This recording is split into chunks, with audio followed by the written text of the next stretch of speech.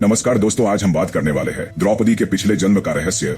घने जंगल के बीच एक गुप्त आश्रम में एक तपस्विनी गहरी ध्यान साधना में लीन थी। उसका शरीर वर्षों की तपस्या से दुर्बल हो चुका था, किंतु उसकी आंखों में एक दिव्य तेज था, जैसे कोई महान उद्देश्य उसके हृदय में जल रहा हो। वह कोई साधारण स्त्री नहीं थी। उसका नाम नलायनी था। वह महान ऋषि मुद्गल की पत्नी थी, जिसने अपने पिछले जन्म में अपने पति के प्रति अगाध प्रेम और निष्ठा दिखाई थी। किंतु नियति ने उसके साथ क्रूर खेल खेला। पति का बार बार त्याग, कठिन परीक्षाएं और समाज द्वारा बार बार अपमानित होने के कारण उसके हृदय में एक तीव्र पीड़ा भर गई थी। एक दिन जब उसके साथ पुनः अन्याय हुआ तो वह सीधा कैलाश पर्वत पर गई और भगवान शिव की कठोर तपस्या करने लगी। वर्षों तक उसने केवल वायु पर जीवित रहकर ध्यान किया।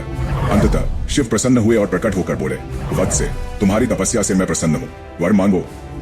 नलायनी की आंखों में अश्रु आ गए। उसने कंपित स्वर में कहा, प्रभु, मैंने हर जन्म में केवल त्याग सहा, अपमान सहा। अब मैं चाहती हूँ कि मेरा जन्म ऐसे हो जहाँ मैं स्वयं अधर्म के विनाश का कारण बनूं। शिव गंभीर हो गए। वे कुछ क्षण ध्यान में गए, फिर उन्होंने कहा, तथास्तु, अगले जन्म में तुम यज्ञ से उत्पन्न होगी। तुम्हारा जीवन अग्नि के समान होगा, कभी शीतल नहीं, कभी स्थिर नहीं, कभी स्थिर नहीं।